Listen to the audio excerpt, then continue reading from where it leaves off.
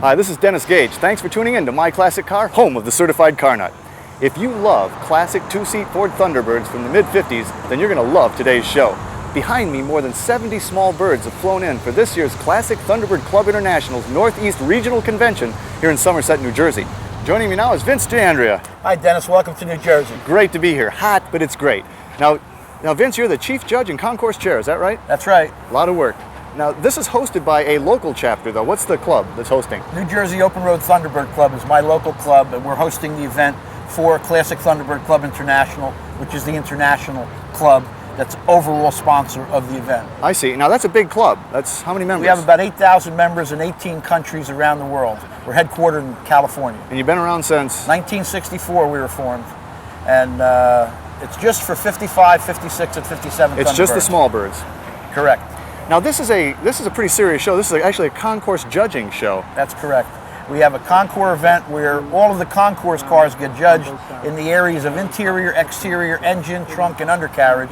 And it's a deduct system against the total 300-point system for original cars and a 250-point system against non-original cars, which don't require authenticity. And then in addition, we have a touring class for the guys that don't want to go crazy cleaning the cars, they want to drive them. Well, that's a lot of fun, too, I got to say. Now, other than being a general glutton for punishment, what does it take to be a chief judge? Well, it requires a certain knowledge of the vehicles themselves and what it takes to have a concours car restored. And in addition, it also takes certain skills to manage the judging teams and try to keep everything on an even keel. And stay cool at the same time. And try. Well, Vince, great turnout. These are near and dear to my heart. I love these cars, so I can't wait to get around and see them.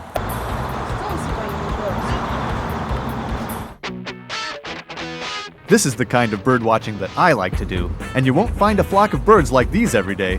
This little covey of T-birds is a fine example of the high caliber of restored Thunderbirds that were gathered at the Classic Thunderbird Club International Northeast Regional in Somerset, New Jersey.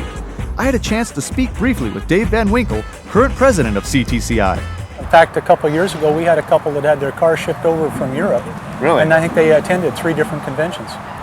Yeah, it was kind of a neat deal to get to see them. You know, they drove from convention to convention and then had their car shipped back home. Well, CTCI is a pretty strong club. It's been around for a long time. Yes. Yeah, it's very strong, actually. I mean, if you consider the limited number of production cars, we have a good, solid membership. One of the main events that takes place at a show of this nature is the judging. Car owners wait patiently as teams of judges look, scrutinize, whisper, point, and even make notes. Plus a point here for this, minus a half a point there for that, all in hopes of receiving top honors for all those hours of labor. Door glasses do not match. Door glasses do not match. Yeah. Windshield is PPG. This show had 2 cars that qualified for CTCI's prestigious Excellence in Authenticity Award, and there were 10 primary class Concours cars elevated to senior class. What a show!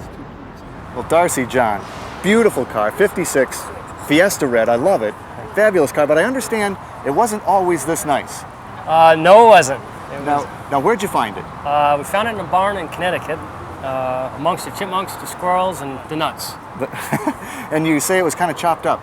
Yep, they'd cut the Continental kit off the back and had a 428 big block Mustang bucket seats and a 4-speed. I bet it went, but it really wasn't quite right. No, we needed to do a little bit of work with it.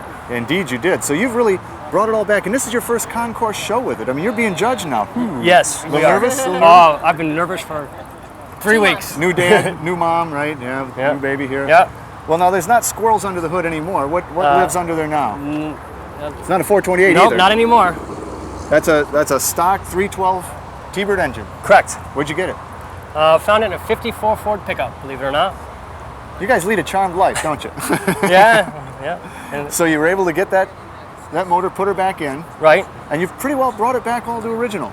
We've tried. I'll let you know tonight. All right. See what the scores really are. That's right. But you did the work yourselves for the most part.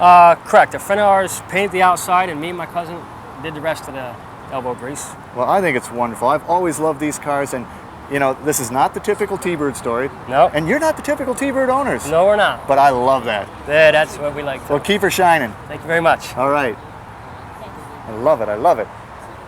Well, Joe, you're the president of the New Jersey Open Road Thunderbird Club, right? Yes. Well, and you're also here with a beautiful car on the show. This is a 55 goldenrod yellow, right? Right. Beautiful car, but it's in a concourse show, but it's being judged as a modified. It's got a few mods on it here and there, a little bit, you know, just a few. Little yeah, just a few.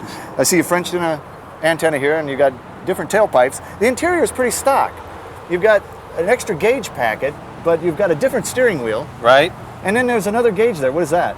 That's for the supercharger on the motor. That's for the supercharger. So it's probably not a stock engine. No, it's a little different. Well, let's see how different it is. Whoa, that's very different. We got a 5-liter Mustang here. Right.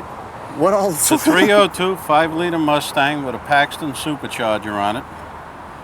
And it's rated close to 400 horsepower, we would say. Wow. And you drive this?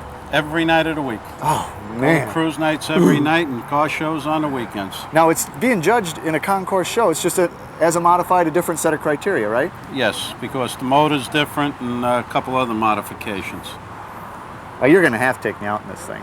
Definitely. We'll put the top down and go for a ride. Cruising. I like that. I like that. Well, let's go do that.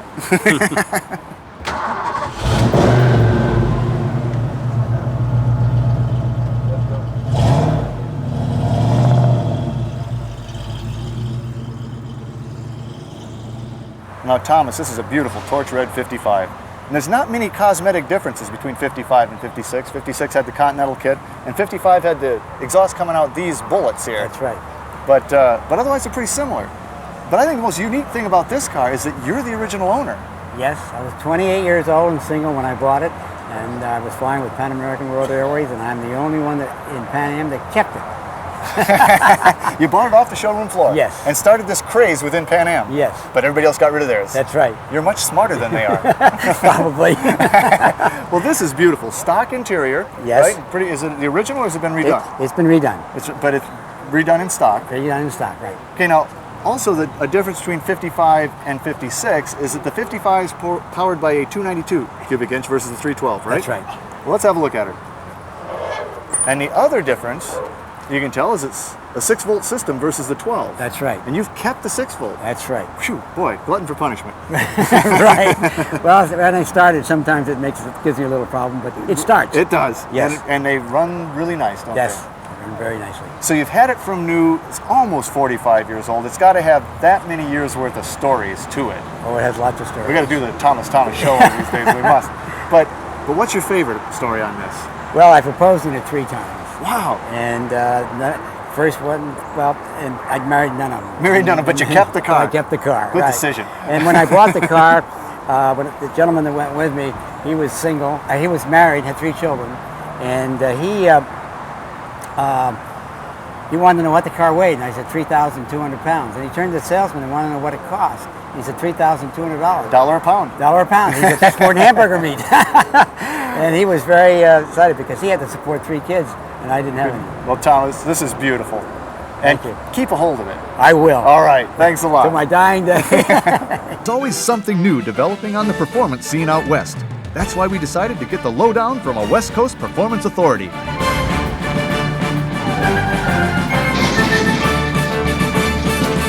Well, today we're in Southern California at the Technical Center of McMullen Argus Publishing with the editor of Popular Hot Rodding, Cameron Evans. Good to see you, Dennis. Great to be here, Cameron.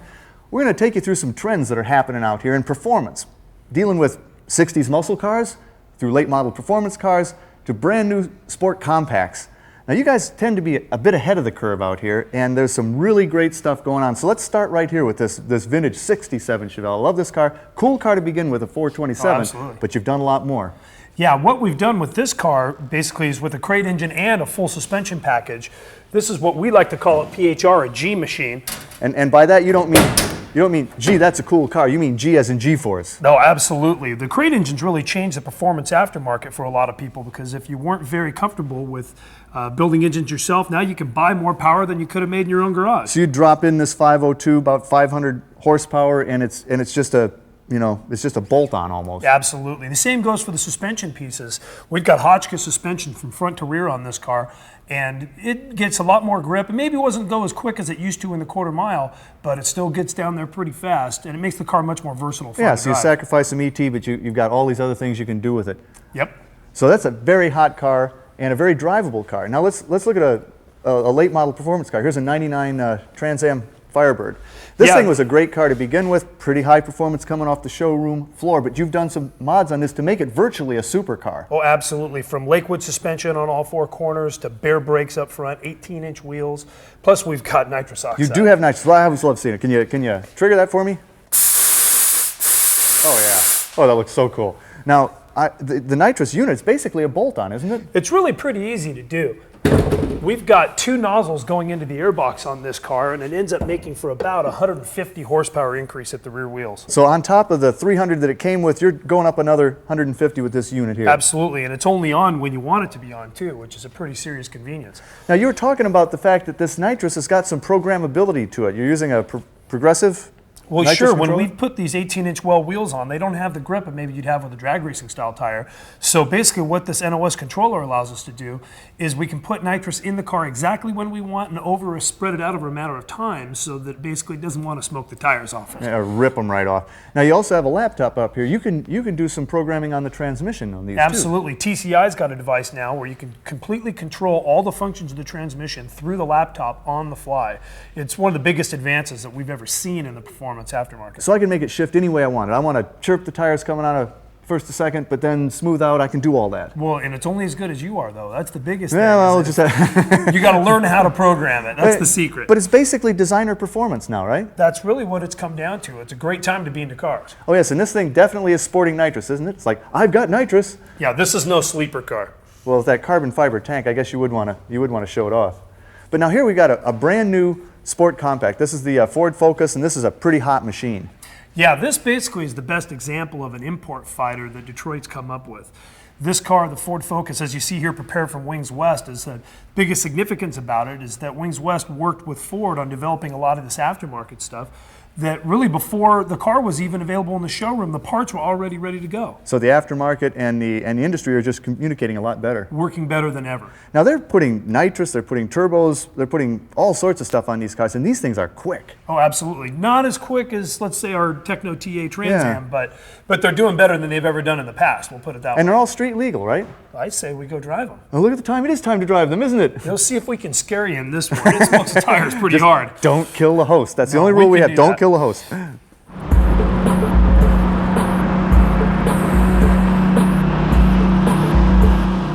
Well, it's got a pretty stiff ride, but it seems like there's also some roadability to it. Well, yeah, on this car, as compared to that car, this car's got an Eibach, what they call a progressive spring, so you'll feel a real soft ride on the little stuff, but when you get cornering, when you really lay into it, you see a lot of that go away. And you get into the tighter, harder, stiffer part of the spring, eh? But that car is pretty stiff. All the way through. Yeah, it runs pretty good. But both of these corner real flat. One thing I like about it is how comfortable this car is. When you drive it hard, it rides pretty stiff, but as you cruise along, it does get a little bit noisy, and that's something that comes from changing all the urethane bushings everywhere. I see. It's a little bit squeakier, but compared to when you tried to build cars like this 10 or 15 years ago, it's much, much different. Well, when you were on it earlier, I mean, it just amazed me how much power there is in this car. Yet, I mean, it's an all-around car. You could make this a daily driver. Oh, sure. Just call me a performance junkie. Although we didn't get to run these machines on a racetrack, you could still feel their power and handling. Man, it was hard to choose which one of these speed demons I like the most. Wonder how I can sneak another car into my garage. Shh, don't anybody tell my wife.